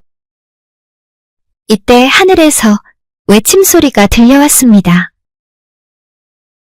이놈들아, 내가 너희 형제를 세상에 내보낼 때 산중을 평정하라고 일렀거늘 어찌 포악과 횡포를 일삼고 있느냐. 너희들은 만물의 목숨을 즐겨 해치니 그 수가 이루 헤아릴 수 없이 많구나. 내가 마땅히 너희 중 하나를 죽여 그 악행을 징계할 것이니 그만 썩 물러가거라. 산신령의 호령 소리에 다들 엎드렸습니다. 그것 봐라. 산신령님이 노해 우리들에게 천벌을 내린다고 하지 않느냐? 왜 너희들은 그저 이 애미의 손만 태우느냐? 그 말을 들은 오라비들이 잔뜩 겁을 먹자 처녀가 나서서 말했습니다. 만약 오라버니들께서 몸을 피해 스스로 뉘우친다면 제가 그 벌을 대신 받겠습니다. 천벌만 면한다면 이제부터는 살생을 하지 않겠다. 그러나 우리를 대신해서 너가 죽는다면 우리는 동생을 죽였다는 더 큰 죄를 짓게 된다. 절대 그것만은 못한다. 아옵니다. 어쨌든 제가 다 알아서 하겠으니 오라버니들은 걱정 마시고 우선 멀리 피하십시오. 새 호랑이는 누이의 말을 듣고 깊은 산속으로 도망쳐 숨었습니다. 김총각이 인기척에 놀라 돌아보니 처녀가 어느새 곁에 와 있었습니다. 아름다운 처녀를 보자 김총각은 조금 전의 두려움은 눈 녹듯 사라졌습니다. 오, 낭자. 처녀는 진심으로 위로하듯 사죄하며 말했습니다. 선비님, 많이 놀라셨지요? 이런 모습들을 보여주고 싶지 않아 가시라고 그리 간청했는데 그만 이렇게 되었어요. 이것이 우리의 운명이고 인연인걸요. 난 괜찮으니 걱정 마시오, 낭자. 그렇게 생각해 주시니 너무 고마워요. 전들 어찌 우리의 인연을 물리칠 수 있겠어요. 나 역시 낭자를 잊을 수 없소. 사랑합니다. 두 사람은 서로 끌어안으며 깊은 밤을 같이 보냈습니다. 날이 서서히 밝아오자 처녀는 선비의 품에서 살며시 몸을 빼고는 김총각을 보며 결의에 찬 눈빛으로 말했습니다. 처음에 저는 선비님께서 우리 집에 오는 것을 욕되고 부끄럽게 여겨 거절하였습니다. 그러나 이젠 숨김없이 말씀드리겠습니다. 저는 비록 선비님과 같은 사람은 아니지만 하룻밤을 같이 보내어 인연을 맺었습니다. 그런데 하늘이 새 오라버니의 악행을 미워하여 벌을 받게 되었습니다. 저는 이제 오라버니들을 대신하여 그것을 감당할 것입니다. 하지만 모르는 사람 손에 죽느니 선비님의 칼에 죽어 은혜에 보답하고자 합니다. 내일 아침 장마당에 범이 나타나 소란을 피울 텐데 그 범은 바로 저예요. 관가에서는 틀림없이 범을 잡으라는 명을 내릴 것인데 그러거든 선비님이 나서서 잡겠다고 하며 내 뒤를 쫓아오세요. 저는 숲속에 쫓겨가는 척하고 이 집에 와서 기다리겠습니다. 아시겠지요? 사람이 사람을 사귀는 것은 인륜의 도리입니다. 하지만 낭자가 사람이 아니라 해도 이미 우리의 소중한 인연은 이렇게 맺어졌습니다. 이는 진실로 하늘이 맺어준 것인데 어찌 나의 배필을 죽여 벼슬을 바라겠습니까? 제발 그렇게 말하지 마시오. 선비님께서 그렇게 말씀하지 마세요. 저의 죽음은 하늘의 명령이고 제가 바라는 것이며 또 우리 일족의 복이자 이 나라 사람들의 행복입니다. 저 한 몸 죽어 이렇게 큰 이로움이 많은데 어찌 거역하겠습니까? 처녀는 자신이 죽는 것은 하늘의 뜻이고 이 또한 자신이 바라는 바이며 자신이 죽음으로써 자신의 집안과 선비와 나라에 복이 돌아온다는 사실을 거듭 강조하였습니다. 선비님 손이 아니라도 저는 어차피 죽을 목숨입니다. 그것으로 나는 오라버니를 대신해서 속죄를 해야 하니까요. 새 오라버니가 저지른 살생의 억보로 전 어쩔 수 없이 죽음을 택할 수밖에 없습니다. 그러니 선비님은 호환을 물리친 공으로 반드시 벼슬을 받도록 하십시오. 다만 저를 위해 절을 짓고 불경을 강론하여 좋은 과보를 얻게 해주신다면 선비님의 은혜가 그보다 더 큰 것은 없다 생각합니다. 그리고 선비님이 진정으로 날 생각해 주신다면 내 죽은 뒤에 절을 하나 세워 나의 명복이라도 빌어주시면 더 바랄 게 없겠습니다. 내가 저승에 가서라도 선비님의 은혜를 꼭 갚을 것입니다. 둘은 서로 붙들고 애처롭게 울다가 처녀에게 등 떠밀린 선비는 성 안으로 돌아갔습니다. 예상한 대로 다음날 고을은 발칵 뒤집혔습니다. 과연 큰 호랑이 한 마리가 장마당에 나타나 사람과 가축을 해치며 날뛰었으니 말입니다. 장마당에 모인 사람들은 비명을 지르며 서로 도망가다 다치는 사람들이 속출했습니다. 동원해서 병사들을 보냈으나 사납고 날쌘 호랑이에게 접근할 수가 없었습니다. 그 호랑이는 마을을 큰 혼란에 빠뜨려 놓고는 어느새 어디론가 사라졌지요. 큰 변괴가 날 거라는 유언 비어가 떠돌자 나라에선 호랑이를 잡는 사람에게 벼슬과 상금을 후하게 내린다는 방을 내걸었습니다. 김총각은 급히 말을 몰아 처녀의 집으로 달려갔지요. 낭자, 어서 몸을 피하시오. 어서요. 급히 부르자 방문이 열리고 처녀가 나와 근심 어린 표정으로 말을 이었습니다. 선비님, 저는 죗값을 받는 것이니 제가 죽거든 꼭 벼슬과 상을 받으십시오. 저는 선비님을 위해 죽는 것은 하나도 두렵지 않아요.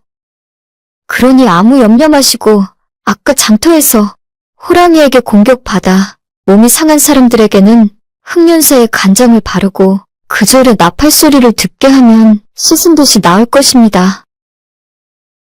이렇게 말을 마친 처녀는 갑자기 김총각 허리에 찬 칼을 뺐더니 자기의 배를 찌르고 그만 쓰러졌습니다. 아, 낭자! 슬프게 울며 외치는 김총각 앞에 쓰러진 처녀는 아까 장터에서 소란을 피웠던 그 큰 호랑이로 변하며 죽어갔습니다. 처녀는 호랑이 오라비의 죄를 대신해서 자신이 희생하여 목숨을 끊음으로 죄사함을 받고 또 김총각에게 벼슬을 받게 한 것이었습니다. 김총각은 호랑이를 죽인 영웅으로 받들어졌고 큰 벼슬을 받게 되었는데 그 후 김총각은 호랑이의 원을 풀어주기 위해 절을 세우고 호랑이의 명복을 빌어서 자신을 성공시킨 은혜에 보답하였습니다. 바로 이 절이 신라시대 때 경주에 있는 호원사라는 절로 호랑이 소원에 의하여 세워진 절, 이라는 뜻입니다. 호랑이 처녀와의 애절한 사랑 이야기가 담긴 호원사는 현재 경주 황성숲에 남아있다고 합니다. 공짜 술을 주는 시장. 옛날 충북음성에 송병표라는 재력가가 있었습니다. 그는 원남면 소재지에 있는 보천 주막에 나올 때마다 주막 근처에 장이 섰으면 하는 생각이 가득했었습니다. 만일 장이 들어선다면 이 장을 통해서 원남면에서 생산한 농산물을 사고 팔면 많은 이득이 될 것이라 생각했지요. 그래서 송병표는 작전을 짜기 시작했는데 친구들과 함께 보천에 시장이 들어선다는 소문을 퍼뜨리고 다니는 것이었습니다. 어느 날 송병표는 엽전 50냥을 둥구미에 챙겨서 집을 나섰습니다. 보천 주막에서 행상들에게 술 대접하던 송병표는 점심때쯤 되자 갑자기 엽전이 된 둥구미를 들고 보천 주막 지붕에 올라갔습니다.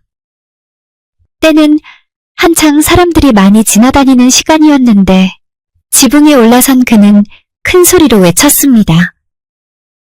지금부터 내가 여기서 돈을 뿌릴 터이니 모인 사람들은 엽전을 주워서 가져가시오.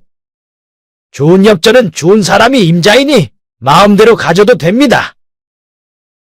그렇게 큰 소리로 고함을 치고 나서 사방으로 엽전을 뿌리자 지나가는 사람들은 공중에서 떨어지는 엽전을 줍느라 북새통을 이루었습니다. 이런 일이 있은 후 마을 곳곳에서는 송병표에 관한 소문이 퍼지기 시작하였습니다. 보천장에 가면 술을 공짜로 마실 수 있대요. 보천장에 가면 돈을 주울 수가 있다네요. 보천장에 가면 횡재를 합니다. 세터 송부자 댁에서 활인적덕을 하느라 돈을 물쓰듯 뿌린답니다. 이런 소문이 고을마다 꼬리를 물고 이어졌습니다. 그 바람에 보천시장이 진짜 들어서게 되었습니다. 매월 4일과 9일에 정기적으로 열리게 된 보천장은 서서히 활기를 띠며 번창하게 되었지요. 충북 음성군 원남면에서 열리는 유일한 5일장으로 충북 괴산과 음성을 잇는 도로가 지나가는 지역이라는 지리적인 여건도 있었지만 적극적으로 소문을 낸 덕도 크게 한몫하여 보천장이 들어서게 된 것이었습니다. 1920년대 5일장이 생겨 번창했던 신비스러운 장터 유래를 전해주는 재미있는 설화였습니다. 귀가 쫑긋할 판결. 옛날 울창한 숲 산 중턱에 산적들이 쓰던 산채가 있었습니다. 워낙 나무들로 둘러싸여 있어 산을 오르며 보아도 거의 눈에 띄지 않은 곳에 자리 잡고 있었지요. 너와 집처럼 만들어져 누가 봐도 그저 허물어져가는 낡아 빠진 집처럼 보여 그냥 지나칠 만한 곳이었습니다. 그 산채에는 가난한 오서방 부부가 어린 딸 금이를 키우며 산나무를 캐고 나무짐을 내다 팔아 어렵사리 생활하고 있었지요. 어느 날 아내가 급체를 하여 사경을 헤매자 오서방은 변첨지에게 급전을 얻어 의원에게 달려갔습니다. 아내는 가까스로 회복하여 살아났으나 빌린 급전을 채 갚기도 전에 급전 10량이 이자가 크게 붙어 100량이 되었습니다. 급전 빌려준 노랭이 변첨지는 돈놀이에 혈안이 된 인간이라 인정사정 없이 고리이자를 붙인 것이었습니다. 하룻밤만 자고 나도 이자에 이자가 붙으니 오서방은 변첨지 바지가랭이를 붙잡고 며칠만 기다려달라 울며 애원했습니다. 냉혈하고 욕심 많은 변첨지는 마지못해 그렇게 해주는 데는 조건이 있다고 했습니다. 그래, 내가 인정이 많아 베푸노니 이 정도 조건이면 감지덕지할 것이다. 말씀만 주십시오. 몸이 부서지게 일해서 얼른 갚겠습니다요. 조건이란 내 돈 다 갚을 때까지 내 아내와 내 딸을 별당에 인질로 잡고 있겠다. 오서방은 이 기막힌 조건을 안 들을 수가 없게 되었습니다. 자고 나면 눈덩이처럼 불어나는 이자를 계속 감당할 수는 없는 노릇이라 그저 가족과 잠시만 떨어져 있다가 그 사이에 무슨 일을 해서라도 돈만 갚으면 아내와 딸을 다시 데려올 수 있다고 믿고 울며 겨자 먹기로 변첨지 말을 따랐습니다. 변첨지의 시커먼 속셈이 어떤지 알 리 없었지요. 이런 변첨지네 집에 어느 날 뒷산 남자에 있는 삼정 스님이라는 노스님이 찾아왔습니다. 변첨지는 시큰둥하게 사랑방으로 안내했습니다. 삼정스님께서 날 찾아온 이유가 무엇이요? 변첨지 나리가 혹 할 이야기가 있습니다. 변첨지는 안색이 바뀌더니 바싹 다가앉았습니다. 변첨지께서는 금은 보화를 손에 넣고 소승도 쓰러져가는 남자를 위하는 좋은 일입니다. 반말은 쥐가 듣고 낱말은 새가 들으니 귀 좀 빌립시다. 행여 누가 들을세라 사랑 방문을 휙 열어본 후 노스님은 말을 이어갔습니다. 3년 전 어느 여름밤이었지요. 삼정스님은 기억을 더듬듯 눈을 감고 회상하다 갑자기 눈을 번쩍 뜨고는 또다시 가늘게 뜨면서 나지막히 말했습니다. 그날 밤에 비가 몹시 내려 소승은 빗소리에 미쳐 인기척을 못 느꼈지요. 암자로 어떤 사내가 피투성이가 된 채 기어들어왔는데 방 문턱에 퍼거퍼지면서 쓰러지는데 보니까 옆구리에 칼을 맞았더군요. 방바닥에는 곧 유혈이 낭자해졌습니다. 그는 무수골 산적 두목이었던 것인데 첩첩산중에 있던 산적들의 산채를 관군들이 기습해 초토화되자 이 산적 두목도 도망치다 칼을 맞고는 이 암자에 흘러오게 된 것이었지요. 나는 불문곡직하고 죽을 끓이고 약도 다려주었지만 한 달을 못 남기고 그 두목은 죽고 말았습니다. 그런데 그가 갈 때 유언을 남겼는데 내 가슴에 그저 새겨만 두었지요. 내가 원래 재물에는 마음이 없어 그동안은 무시하고 살았지 뭡니까? 그러나 이젠 굳이 그리 살 필요가 있나 하던 차에 마침 변첨지 나리가 생각나지 뭡니까? 그래서 이렇게 찾아온 것이지요. 그의 마지막 유언이 무엇이었냐면 말입니다. 숨을 거두면서 바로 금은보화가 가득한 보물상자가 묻힌 곳을 내게 알려주었다 그 말입니다. 보물이요? 대체 그곳이 어디요? 예? 변첨지는 갑자기 숨이 막히는지 헉헉댔습니다. 그러자 노스님은 무슨 종이를 내밀며 말했지요. 자, 먼저 이 약정서를 보시지요. 나무아미타불. 그 약정서 종이엔 이런 글이 써 있었습니다. 첫째, 보물상자를 찾는 비용은 변첨지가 다 부담한다. 둘째, 발굴한 보물은 나와 변첨지 두 사람이 딱 반반으로 나누어 갖는다. 아이고 고맙소이다. 절반이나 주다니. 다른 이들에게는 절대 비밀입니다. 늘 배포 있고 능력 있는 첨지날이니 제가 이런 제안을 하는 것입니다. 그리고 소승이 무슨 돈이 있어 땅을 파겠습니까? 첨지날이께서는 땅 파는 비용이 만만치 않게 들어가니 보물은 반씩 나누는 것이 공평한 것이지요. 이튿날 일찌감치 변첨지는 노스님을 따라 나섰습니다. 앞서가는 노스님이 입을 열었습니다. 소승인 모습골 산채로 갔더니 글쎄 관군들이 초소로 쓰고 있지 않겠습니까? 보물은 산채 부엌아군이 땅속 깊숙이 묻혀 있는데. 지금도 관군들이 있을까? 아니요, 산적들이 이젠 명맥이 끊어져. 한 사람도 남지 않아 관군들이 지키고 있을 이유가 없어. 다 철수해서 없습니다. 아이고 그럼 내가 아궁이를 파보겠소? 그러게나 말입니다. 빈집이었다면 나라도 받겠지요. 관군들이 떠나면서 그 집을 싼값에 팔았지 뭡니까? 그 집에는 딸 하나 데리고 사는 오서방 부부가 있지요. 그 오서방에게 내가 이 터에 절을 짓겠다고 집을 팔라고 했더니 터무니없는 돈을 요구하지 않겠습니까? 변첨지는 눈이 휘둥그레지더니 급기야 걸음을 멈추며 신음소리를 냈습니다. 예, 무수꾼 오서방이라고요? 볼따구에 까만 점이 크게 있고 그 이쁜 딸 하나 있는 놈 아닙니까? 아니, 어찌 아십니까? 알다마다요. 그놈이 곧 내 장인 될 거구만요. 노스님은 무척 놀랐습니다. 장인 될 놈이라?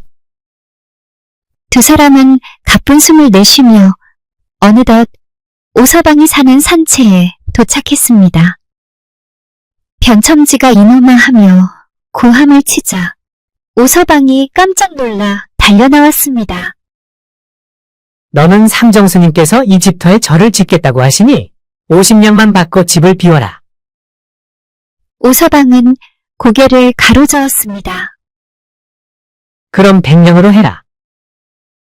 오서방이 또 고개를 가로젓자 이 사람아, 그 돈이면 저작거리에 있는 웬만한 집을 살 수 있어? 결국 200냥의 합의를 보았습니다. 다음날 오서방은 100냥만 받고 빚진 100냥을 다 갚을 수가 있었습니다. 돈 100냥 때문에 인질로 잡혀 변첨지 별채에 갇혀있던 모녀를 오서방은 부둥켜 안고 울다가 어린 딸과 아내를 데리고 떠나갔습니다. 산채를 차지한 변첨지와 노스님은 함께 곡괭이로 아궁이 바닥을 파기 시작했습니다. 하루, 이틀, 사흘, 닷새째 파들어가도 보물 상자는 나오지 않았습니다. 얼굴이 불그락 푸르락해진 변첨지가 노스님을 쳐다보았습니다. 그 산적두목이 유언할 때 이리 말했지요. 아주 깊이 파묻었다고. 땅 파기 열흘이 지났는데도 금은 보화는커녕 쇳조각 하나 나오지 않자 변첨지는 동원해 노스님을 고소했습니다. 사또 앞에 노스님이 끌려오고 집을 판 오서방도 끌려왔습니다. 변첨지는 뻔뻔하게 고했습니다. 사또만이 분명히 보물이 있다고 했지만 그건 모르겠고 단지 중늙은이가 나한테 사기친 것이 분명하니 벌을 내려주시고 산채집도 너무 비싸게 샀으니 그 돈도 돌려받게 해주십시오. 사또의 뭉초가 이어지다가 오서방네 모녀가 인질로 잡혀 있었던 연유를 오서방이 설명했습니다. 제 처가 아파서 사경을 헤맬 때 변첨지나리께 급전을 얻었었지요. 그런데 그 돈에 어마어마한 이자가 붙어 제가 도저히 빨리 갚을 길이 없자 제 딸과 아내를 인질로 잡아 가두었지요. 남편 오서방 말이 끝나자 오서방 처가 달려와 땅을 치며 울었습니다. 사또날이 변첨지가 제 딸을 첩실로 삼겠다 하여 제가 딸이 아직 어리니 더 기다려달라 애원했지요. 아이고, 그런데 하루도 더 못 기다린다고 협박을 하니 별땅에서 우리 모녀는 울면서 지냈습니다요. 다행히 집을 팔아 겨우 빠져나왔는데 이제 와서는 집을 비싸게 팔았으니 다시 돈을 내놓으라며 우리 모녀를 또 가둔다고 했습니다요. 이제 내가 잘 알겠다. 그런데 노스님께서는 산적 두목의 유언이 사실이요. 예, 그러하옵니다. 아궁이 밑에 틀림없이 깊이 묻었다 했습니다. 그러면 이제 내가 판결을 하겠노라. 너 스님의 약정서에 적힌 대로 그대로 진행하라. 모든 거래는 합법적이니 변첨지는 그 산채에서 땅끝까지 받으러 가라. 보물이 나올 때까지 계속 받으러 가렸다.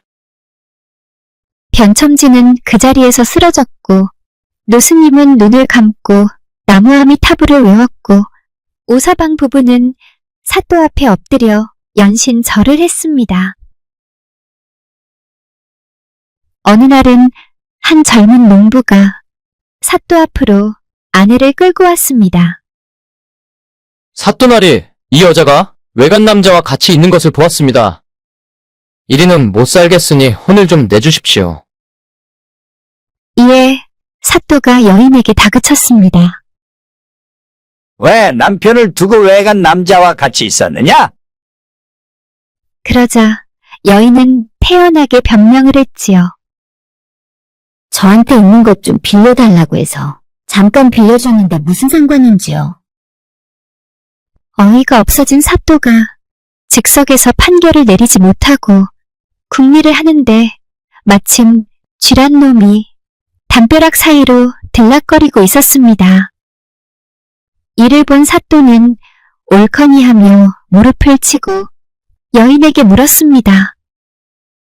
이게 무슨 구멍이냐? 쥐구멍 아닙니까요? 내가 아까 한 말대로라면 구멍이 담벼락에 붙었으니 담구멍이라 해야지 왜 쥐구멍이라 하느냐? 쥐가 들락날락하니 쥐구멍이 분명합니다. 맞다. 그렇든 너의 몸에 붙어 있어도 너한테 처음 들락날락한 사람의 것이니 네 맘대로 하면 안 되느니라. 혼인을 했으니 더욱 그렇다는 것이다. 알겠느냐? 현명한 사또 덕에 그 여인은 고개를 푹 숙이고 아무 말 못하고 있다가 한숨을 내쉬더니 이렇게 하소연했습니다. 사또나리, 제 변명이 아니라 솔직히 고하자면 온종일 농사일에 시달린 남편은 방에만 들어오면 코를 골고 잠이 들기 일쑤입니다. 그러면 저는 홧김에 설거지하다가 그릇을 깨고 나지요. 저의 행동거지가 못마땅한 시어머니는 친정에 말해서 물어내라고 하겠다고 윽박지른답니다. 이런저런 일들에 저는 심사가 뒤틀려서 그렇게 된 것도 있나 봅니다. 젊은 농부 남편은 잘 듣거라. 아내가 말하는 뜻이 무엇인지 알겠느냐? 그렇게 눈치가 없어서야 어찌하겠느냐? 아무리 먹고 사는 것도 중요하나 부부금실에 더욱 신경 써야 하느니라. 이제서야 뭔가 깨닫게 된 젊은 농부는 사또에게 명심하겠다며 아내의 손을 잡고 돌아갔습니다. 그 뒤로는 서로 노력하며 잘 살았다는 강원도에서 내려오는 이야기였습니다.